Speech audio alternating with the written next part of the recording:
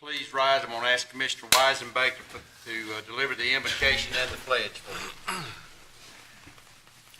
Heavenly Father, we thank you for another wonderful day, and we're so blessed in this day, Lord. You've blessed us in ways that we don't know, we don't realize, and we just ask you to continue to bless us, especially by showing your favor on us all with good health and happiness, protecting our families and our young ones.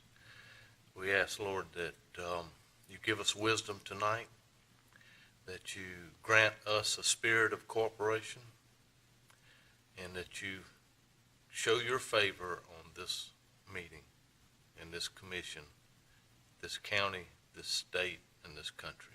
In Christ's name we pray, amen. Amen. I pledge allegiance to the flag of the United States of America and to the republic for which it stands, one nation, under God, indivisible, with liberty and justice for all.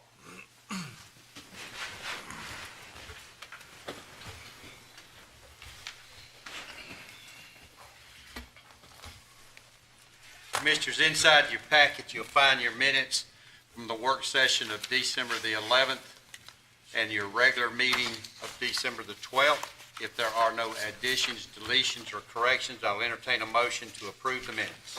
Mr. Chairman, I move we approve the minutes. Do we have a motion to approve the minutes? Do we have a second? Second. We have a second. Any discussion?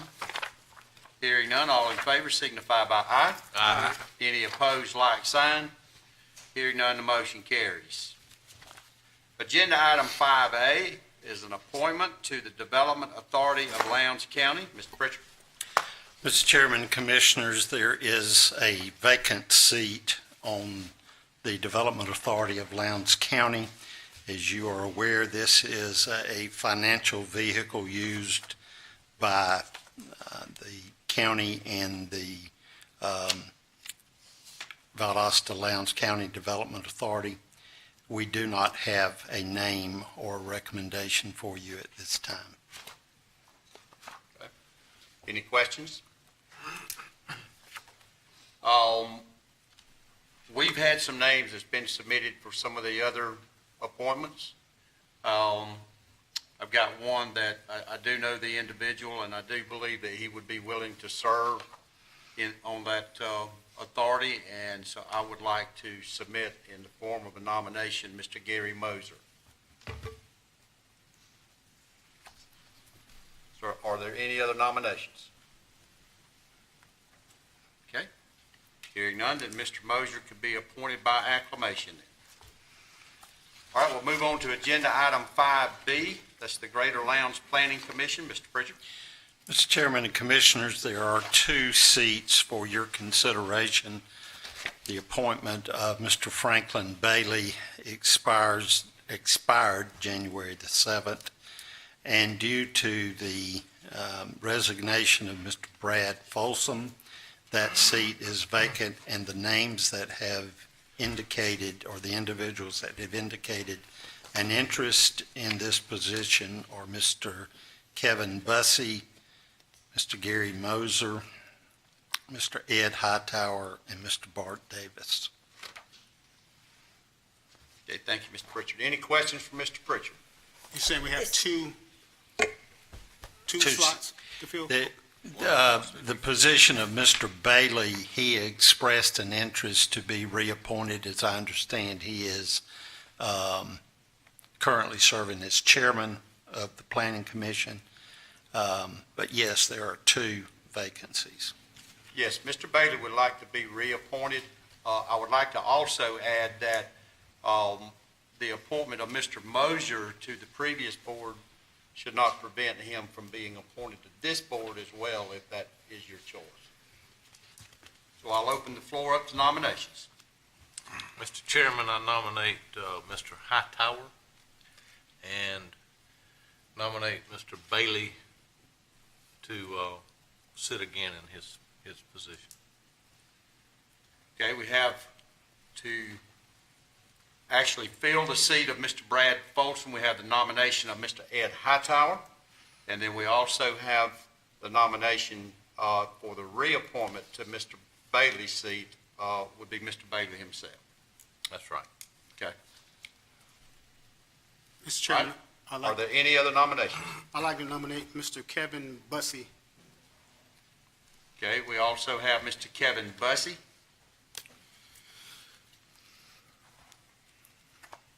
And now, is that nomination for the seat that was previously held by Mr. Folsom? Yes, it is. Are there any other nominations? Okay, I'll close the nominations at this point. Mr. Bailey will be reappointed and by acclamation, and at this time, all in favor of Mr. Ed Hightower, please raise your hand. We have 3 for Mr. Ed Hightower, so Mr. Ed Hightower has the most votes at this time, so he will be appointed. Okay, we now move to agenda item 5C. This is the appointment to the Lowndes County Board of Health. Mr. Pritchard. Mr. Chairman and Commissioners, due to the resignation of Mr. Myron Faircloth, there is a vacancy on the Board of Health. And as the first appointment, we do not have a name or recommendation for you tonight. Okay, any questions from Mr. Pritchard? Well, Mr. Chairman, are we accepting nominations? Yes, I'll open the floor up for nominations at this time. I'd like to nominate Clarice Howell, nurse Clarice Howell. Clarice Howell.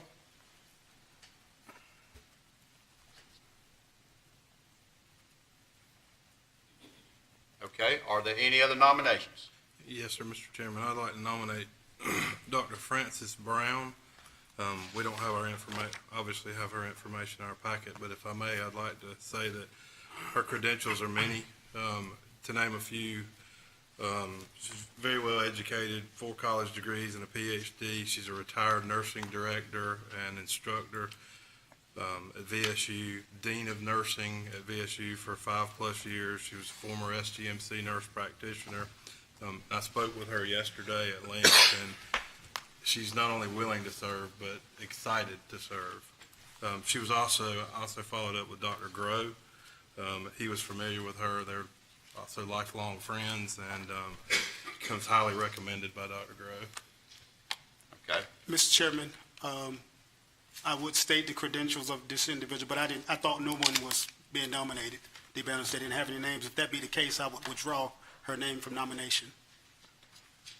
okay, well, let's, so you're asking then that your nomination be withdrawn. That's correct. Are there any other nominations? Okay, hearing none, then Dr. Frances Brown can be appointed by acclamation. All right, we'll now move on to agenda item 6A. That's the adoption of the 2018-2019 budget calendar. Ms. Black? Yes, sir. You have your budget calendar in front of you. The budget packages have already gone out. The dates in there are general guidelines, but they are flexible. The most important is that it is approved before June 30th. Any questions from Ms. Black on the budget calendar? If there are none, I'll entertain a motion. Motion to approve the budget calendar for 2018-2019. Okay, we have a motion to adopt the budget calendar for 2018-2019. Do we have a second? Second. We have a second. Any discussion? Hearing none, I'll call a vote. All in favor signify by aye. Aye. Any opposed, like sign. Hearing none, the motion carries. Agenda item 6B is a beer and wine license for Donna Smithy of Fred Stores of Tennessee Incorporated, doing business as the Fred Store number 3115. It's located at 4401 Bemis Road in Valdosta. Ms. Black? Yes, sir. This is for beer and wine for consumption off premise. This establishment has been here for some time. They're just requesting to add alcohol sales. Okay. Any questions from Ms. Black? Hearing none, I'll entertain a motion. Motion to approve. We have a motion to approve the beer and wine license. Do we have a second? Second. Second. We have a second. Any discussion? Hearing none, I'll call a vote. All in favor signify by aye. Aye. Any opposed, like sign. Hearing none, the motion carries. Agenda item 6C is the workers' compensation insurance renewal. Mr. Beals? Mr. Chairman, Commissioners, As stated, the item before you is our ACCG Group Self-Insurance Workers' Comp Insurance. For this upcoming year, the premium is $264,104, but due to the longevity of our relationship in that program, we do receive dividend credits, as well as our safety loss program provides us with another 7.5% reduction. It comes to a total cost this upcoming year of $246,708. Okay. Any questions from Mr. Beals? Just one, Kevin. Roughly, how much did we spend on workman comp this year? Or should I say the previous year? I can run a report of that information. I can make sure. Okay. Any other questions? Okay. Thank you, Mr. Beals. Commissioners, I'll entertain a motion. Mr. Chairman, I move that we approve the workers' compensation insurance coverage renewal through the ACCG. Okay, we have a motion to approve the workers' compensation insurance coverage renewal through the ACCG. Do we have a second? Second. We have a second. Any discussion on the motion? Hearing none, I'll call the vote. All in favor signify by aye. Aye. Any opposed, like sign. Hearing none, the motion carries. Agenda item 6D is the setting of the qualifying fees. Mr. Pritchard? Mr. Chairman and Commissioners, the state statute requires that you, as the governing authority, establish and fix the qualifying fees for the county offices that will be upcoming in the primary election, primary or general election. And for your consideration tonight, that is for county commissioner and for tax assessor. Thank you, sir. Any questions from Mr. Pritchard? Okay, hearing none, I'll entertain a motion. Mr. Chairman, I move that we set and publish qualifying fees as required by law at said amount. Commissioner, $450, tax assessor, $360. Okay, we have a motion to set and publish the qualifying fees as required by law. The commissioner's fee will be $450, and the tax assessor's fee will be $360. Do we have a second? Second. We have a second. Any discussion? Hearing none, I'll call the vote. All in favor signify by aye. Aye. Any opposed, like sign. Hearing none, the motion carries. Agenda item 7A is a bid for the self-contained breathing apparatuses for the fire department. Ms. Black? Yes, sir, we solicited bids for the purchase of 150 new SCBA's, 50 new face pieces, and a fit testing machine for those face pieces. This replaces current items on apparatus and meets NFPA and ISO standards. Vendors were requested to provide pricing for a Scott Model X3 Air Pack. We received the following bids: American Safety and Fire, Doraville, Georgia, $496,000. Municipal Emergency Services, Charlotte, North Carolina, $501,290.95. And Thermo Fisher, Pittsburgh, Pennsylvania, $443,262. Any questions from Ms. Black? Yes, Ms. Black, these, I understand, and Ashley may need to answer too, but what we currently have is significantly out of date, like 20 years old. What is the life expectancy on these? 20 years. I mean, I know. We've gotten 20 years out of them, which I can tell you is, industry standard is, they say 10 years because they want to sell you stuff. Typically, the gauge is 2 cycles of updates to the safety standards, which are done on 5-year recurrent cycles. So that's where they get the 10 years from. Obviously, we've been able to, and these are working fine, so it's not like our firefighters are in any danger per se, but it's getting harder to find parts. They're constantly needing service, so it's time to. I think we've gotten our money's worth out of those. I would agree. So what do we intend to do with the existing ones? Is that something we'll use for backups, or we sell it on, gov deals or? We can do whatever the commission's desire is. I would lean toward not selling it on gov deals just because, if it's. Liability maybe, or? What we will probably do, because they're aluminum housings, like I'd ask one of the vendors, is there any type of trade-in allowance? And he said, basically, we could take it and sell it for scrap metal, so more than likely, we could declare them surplus and see what kind of surplus value we get out of it. We would look at all the options and figure out what we could do that would be safe, but also get us, the most salvage value for it. Understand, thank you. Yeah, then we could address that at a later date and then bundle that up with some other items that we may want to dispose of. So that may be the best way to do that, if we choose to do that. Did you say these bid amounts are for 105 units and not That 150? That is my error. I gave that to Ms. Black. It's 105, not 150. That would be an awesome deal if we could get 150 for that. But the 105, that will pretty much replace the majority of our current fleet.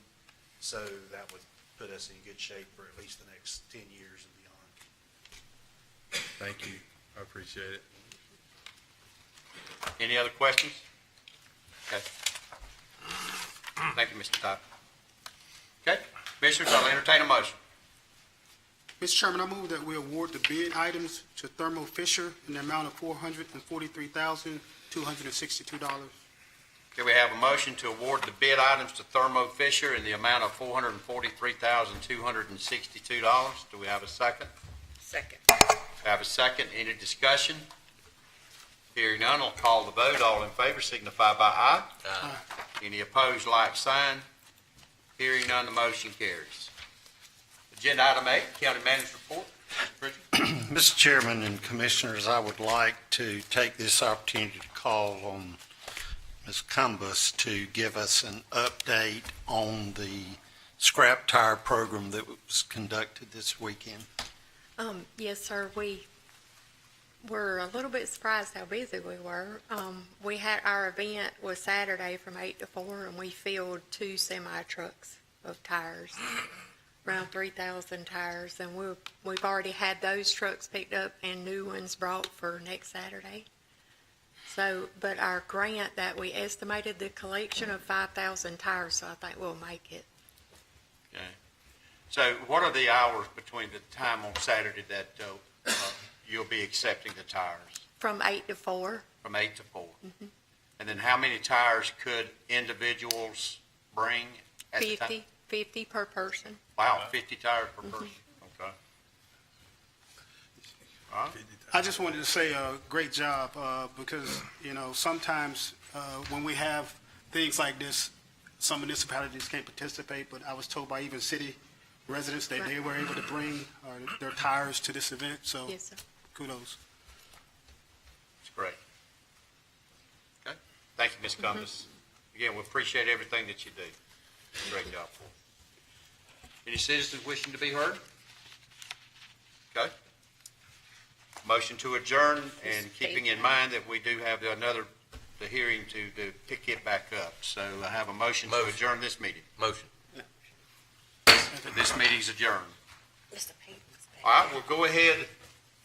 Unless Mr. Payton's somebody wants to take a quick break, but otherwise, we'll go ahead and move right on in and re-adjourn our meeting, or our hearing that we had yesterday morning following the work session. Okay, if you remember, at that meeting, you heard from Union Cathedral and their attorney, Mr. Andrew Smith. Also, you heard some brief comments from Mr. Silas Robar from the tax assessor's office.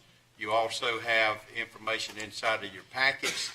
And at this time, Commissioners, I would be looking for a decision on this request for tax refund. Mr. Chairman, I don't know if you all already did the hearing you're saying already, but I just wanted to state for the record, as you all know, my 2 girls attend Children's Destiny, And it's a very nice facility, very Christian type of experience for them. However, me being directly involved with that organization, I'm going to recuse myself from this vote on the basis of conflict of interest. However, I can attest that it has been a benefit to my family. It has been a benefit to the community and those who don't have, in particular because some establishments similar are only open to their own membership. And I can personally attest to, from the graduation at their church, is where they hold their graduation ceremonies or what have you. I'm just putting it all out there that, hey, I was under the impression that they have Christian values and practice that throughout their entire service, but I'm recusing myself from that vote, Mr. You said a lot, though, be recusing yourself. Yeah. Okay. All right, at this time, I'd like to call on our attorney, Walter Elliott, if he's got any comments or anything that might can support the commissioner's decision one way or the other. Yes, sir. As background or context, there are approximately 15 different exemptions to property taxes in Georgia, listed in the Georgia Code. And each exemption must be analyzed and applied based on its own requirements. You can't mix the requirements between the exemptions. And under law established by the courts, each must be construed strictly against the exemption because unless an exemption applies, property is subject to taxation. And with regard to the facts, it's the taxpayer or property owner's burden of proof to prove the facts that establish the exemption. Now, in this matter, Union Cathedral filed a claim for refund for the taxes they paid for 2017. And in that claim for refund, they relied on two different exemptions, two of those approximate 15 exemptions. The first one is the exemption for places of religious worship. And this exemption depends on the primary use of the property, whatever is the primary use. And for this exemption to apply, there are essentially three requirements. First, it must involve a congregation that assembles on the property. There must be a congregation or members of a congregation that assemble. And during those assemblies, the property must be open to the public for others to join that assembly of the members of the congregation. And they must be there to honor the deity through reverence and homage. This is a test established by the Georgia Supreme Court.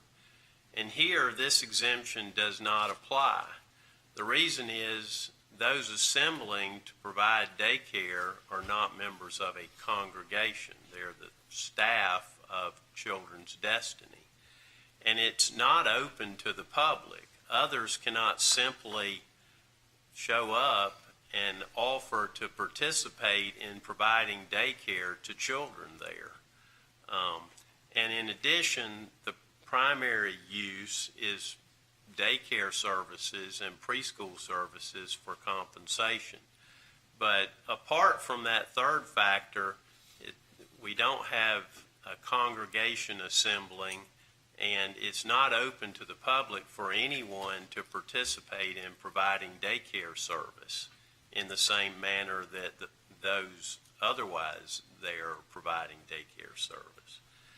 Now, as mentioned, this exemption depends on the primary use. So any secondary uses for activities such as wedding receptions or marriage ministry between the minister and a couple or an engaged couple, those cannot be the basis for the exemption because here the primary use is daycare and a preschool.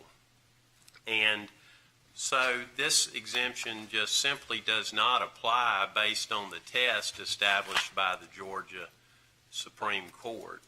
Now, the second exemption set forth in the claim for refund is the exemption in Code Section 48-5-41A 2.1b. And this exemption doesn't apply for several different reasons.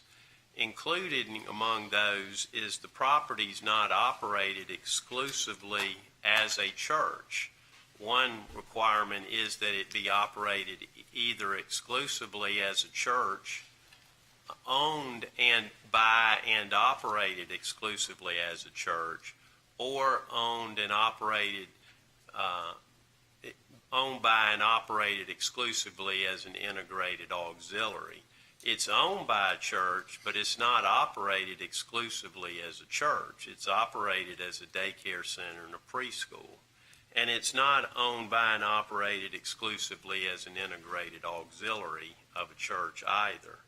And in addition, under this exemption, the property must be operated exclusively for religious purposes, and that's based on the incorporation by reference of the Internal Revenue Code exemption for 501c3 religious organizations.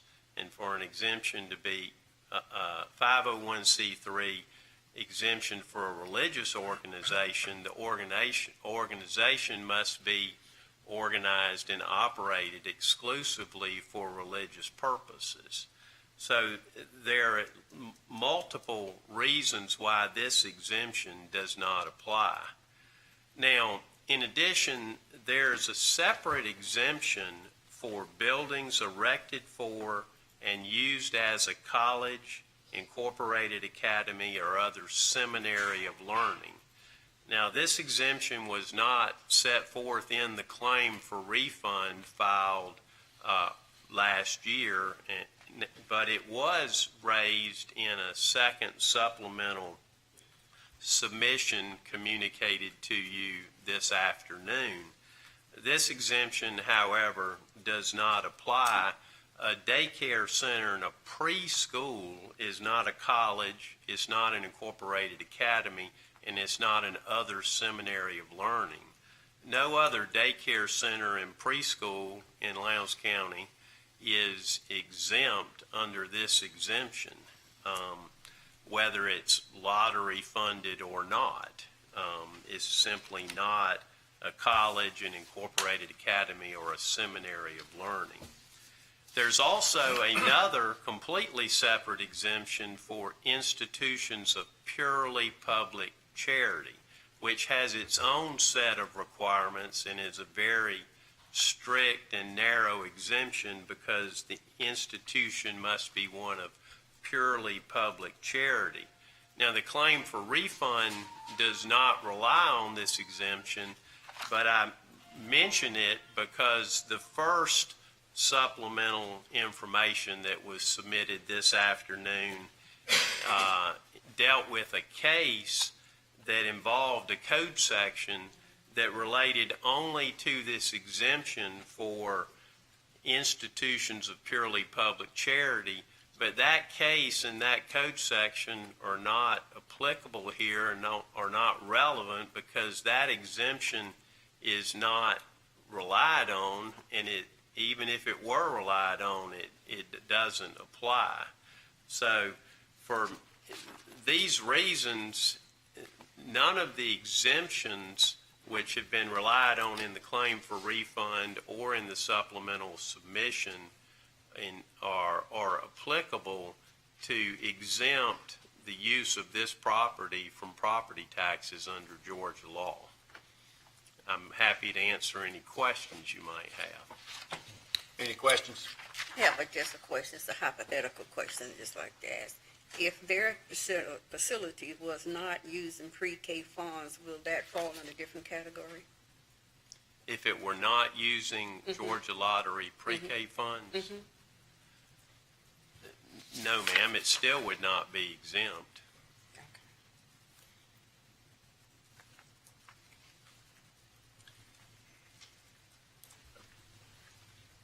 Any other questions?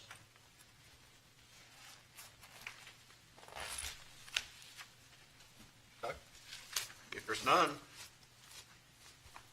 we're ready to take a vote.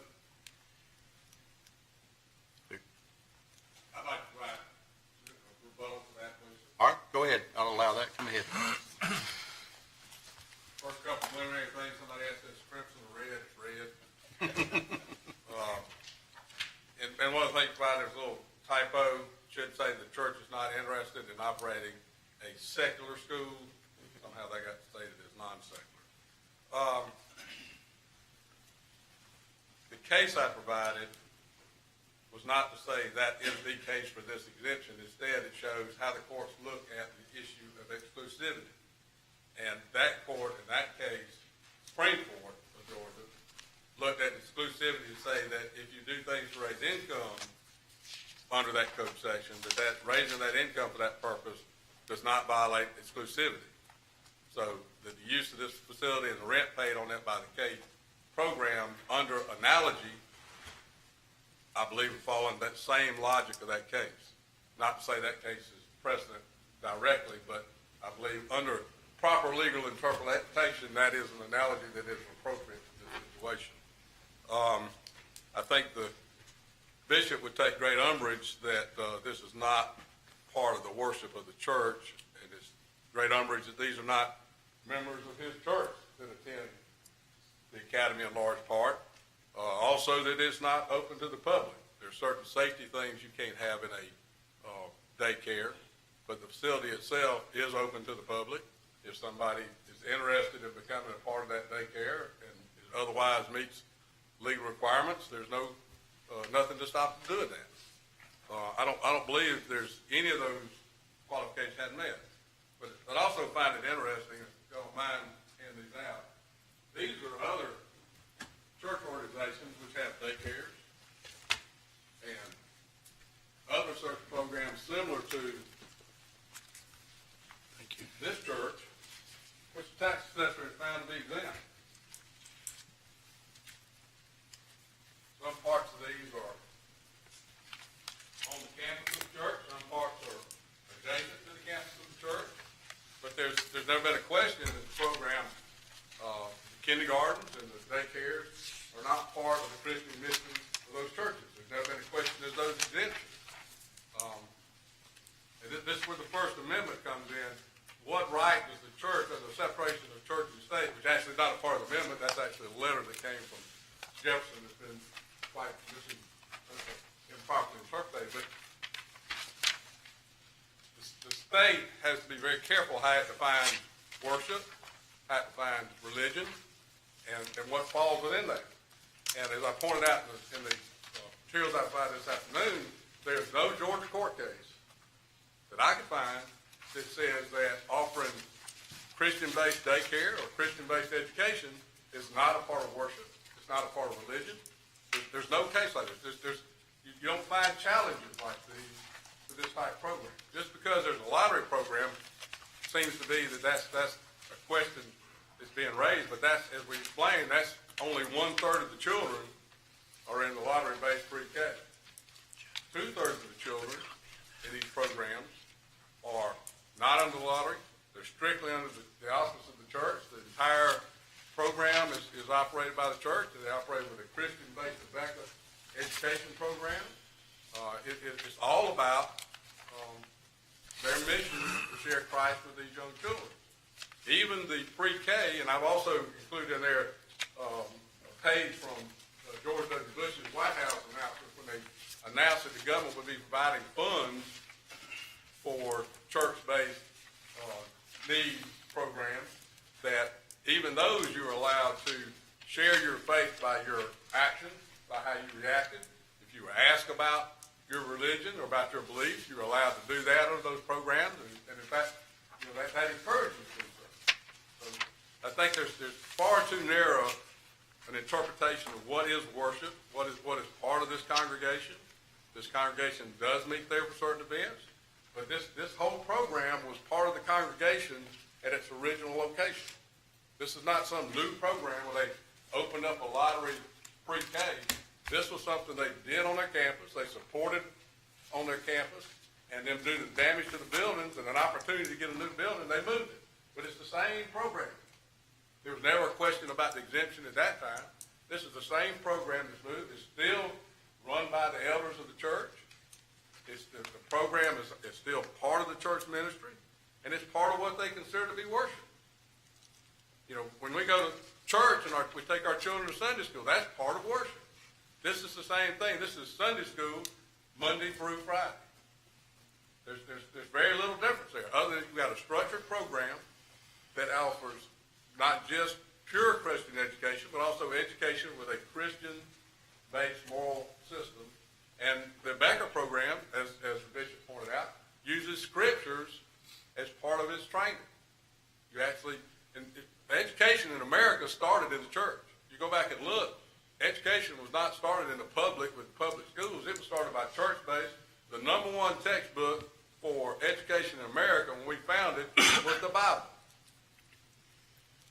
I think we take a lot of our problems we got today because we got away from that somehow. But that doesn't mean that public education is the only way.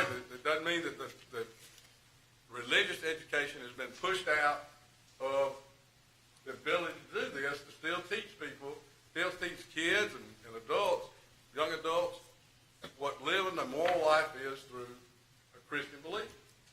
And that's done you don't have to read the scripture to do that.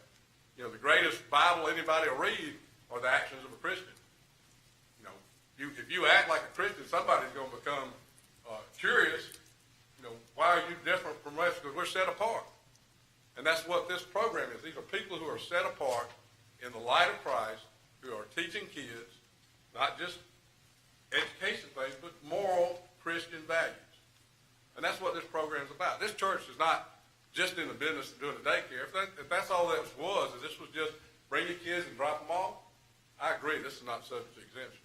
But that's not what this is. This is church members, church children that are coming, and they're being taught not just a program about let's come leave my kid, but this is what a life of Christ is all about, both through example and through Scripture. And I don't see any reason why that doesn't apply. Now, and that exemption on school, just to show there's not a non-exempt purpose there, this is an incorporated academy. This is Children's Destiny Christian Academy. That meets the terms of that statute. I looked to see what restrictions were on that on court cases. There is no definition like Mr. Elliott proposes that limits that to a children's academy versus an adult academy or young person's academy. There's no case. You know, I'd like to see that case. I'd like to see a case where this type entity has been found not to be exempt. There is none. Not that I found. And I did exhaustive. The earliest case I read was like 1886 on this issue. The courts have said this was put aside by the Constitution, and the courts need to be careful where they tread, and they need to broadly look at this, even though the exemption has to be against the party. I have to prove this thing. That's not to say that you have to be skeptical about what is a religious activity, what is a worship, to have it exempt. And like I say, if you look at these materials, you've got churches who've got clearly identifiable separate properties doing the same thing, and they're exempt. Any questions? Yeah, I do. Any reason the church doesn't own and operate this piece of property? The church does own this property. The church does operate this property. Why do we have another LLC that operates it? I explained that at the last meeting. I'm sorry, I was not here. I was out of town. A lot of churches, and years ago, it was unheard of to have a church get sued or a charity. That's not true today. Folks will sue a church in a heartbeat. That entity sets up to give it for two purposes. Sir, would you mind speaking into the microphone? This is recorded. I'm sorry. You can use the one to your right there if you'd prefer. Just lift it up. I thought I was loud enough for anybody to hear. Thank you. Been accused of that at school anyway. Used to be that if you ever heard of a church or a charity getting sued. The LLC, now this LLC is what is called a disregarded entity for tax purposes. Its only structure is for liability. And that's what it does. It gives liability protection from the church. It does, if you look at the code, if you look at tax returns, they don't require any separate tax returns. They don't require separate accounting. From what my understanding is, you're right. From a tax standpoint, it is only, that's, from a tax standpoint, the whatever money flows to the church or whoever owns it, that piece of property. From a legal standpoint, they're two different things. Am I right, Walter? Yes, sir. This entity is owned by the church. It is, I It's understand. owned by the church. But it's It is still two managed by different the church. entities. It's still, It doesn't matter and it's the requirement is 501c3. 501c3, and I provided that in the package on the first thing, if you're a disregarded entity, you do not have to have a separate 501c3 determination. If you're a church, you don't have to have one at all. In fact, I recommend the churches all the time, don't file any more paper with the government. It's not required. It's not going to do anything for you. The only time the churches insist on doing it is they have a large donation, and that person wants to see a 501c3 letter. That's a legitimate reason. But that's this separation. First Amendment, even the federal government recognizes they can't go but so far in telling a church, are you a church or not, to require for exemption purposes under 501c3 or under income tax purposes. I understand. Tax purposes. Right. I understand. And from a tax purpose, I understand all the money that goes into Children's Destiny, Children's Academy, whatever it's called exactly, goes into Union Cathedral, Inc. From a legal standpoint, they are two separate entities. Only for Legally. purposes of liability. It's But it's legally- owned and controlled by it. But legally, there's two separate entities. Am I But correct? legally, that is a separate legal entity that is owned and controlled by the church. Understood. Everything that happens in that entity is controlled by the church. And this happens. But it's a legal separate entity. But as far as I know, and I do a lot of this, there's never been a legal question raised as to whether or not a separate LLC like this is not a part of the church. Okay. Because it's like I say, this is strictly about liability. It's not about operation. It's not about standards. It's not about beliefs. It's strictly about liability. And churches these days would be crazy not to. I'm sorry, I wasn't talking to Excuse me. It would be crazy not to utilize this in a situation like this where you're bringing in children and you actually have potential public access to the building, not to have some shield over it. Understood. But it was never about control. It was never about, and that entity owns nothing. It merely operates a program. The church owns, and like I say, even through the entity, the church operates the school. Mr. Smith? Yes. Okay, I'm gonna ask you, does anyone have any other questions for I'm Mr. Smith? I'm through. Does anyone have any questions for Mr. Elliott that needs to be answered, that you have in your mind, a question that you need to get answered? I don't think so. Don't think so? All right, gentlemen, I'd like to take a vote. I'd like to make a motion, Chairman, Okay. to deny this request at this time. Okay. All right, then we have a motion to deny the request. Do we have a second? Second. We have a second. All right, any other discussion? All right, we're going to call the vote. All in favor of denying the request, please raise your hand.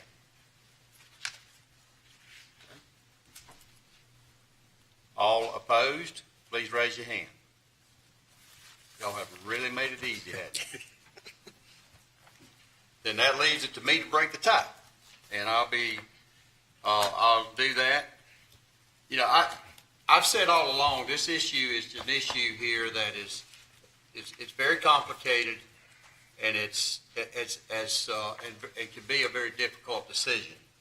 But reality is, I cannot get beyond the fact that this is a daycare center that's being operated in a facility that is off the campus of Union Cathedral. I also feel like that there are so many questions involved in this. I know that we have the authority to make a decision on it, which we're going to do, but it is a very complicated matter. And with that, I'll cast my vote with the motion to deny the request. 3, 2, 2. Okay. Any other business? Motion to adjourn. We'll adjourn this.